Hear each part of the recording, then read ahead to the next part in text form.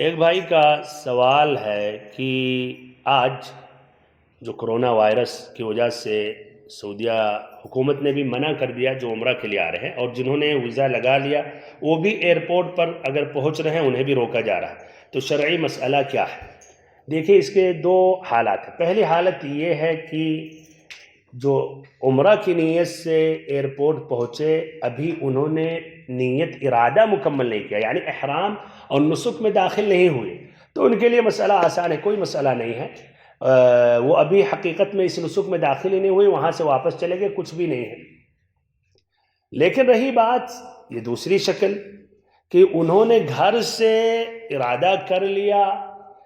دل سے کہ ہم اس نسک میں داخل ہو رہے ہیں، احرام کا کپڑا پہننا یہ دلیل نہیں ہے، لیکن یہ بھی پہن لیا اور ساتھ ساتھ ارادہ کر لیا اپنے دل سے کہ ہم اس نسک میں داخل ہو گئے، اور تلبیہ بھی پڑھ لیے وہ، تو اب ان کے لیے یہاں یہ مشکل آ رہی ہے۔ اگر انہوں نے پہلے سے یہ نیت کر لی تھی فَإِنْ حَبَسَنِي حَابِسٌ فَمَحِلِّي حَيْثُ حَبَسَنِي، شرط اگر انہوں نے لگا لی کہ کوئی وجہ سے میں اگر کوئی رکاوٹ ہو گئی تو میں وہیں حلال ہو جاؤں گا، تو ان کے لیے بھی مسئلہ ختم ہو گیا۔ لیکن رہی بات انہوں نے شرط نہیں لگائی اور پھر ایئرپورٹ سے روکا گیا، تو یہ اس کو کہا جائے گا احصار۔ احصار سے مراد کیا ہے کہ انہیں ایک بکرا